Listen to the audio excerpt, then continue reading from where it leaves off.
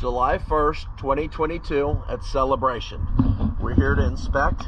We found that the boat needs two 1 1/4 inch shaft zincs. It needs two R5 rudder zincs, needs two R4 trim tab zincs, and it needs one heavy diver's plate zinc, which I'll show you right here.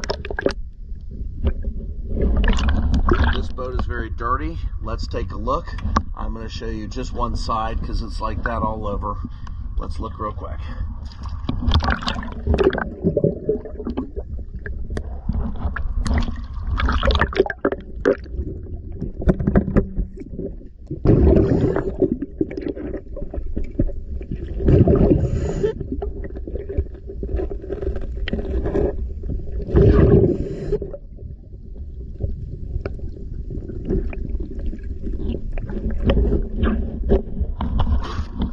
Definitely be cleaned regularly.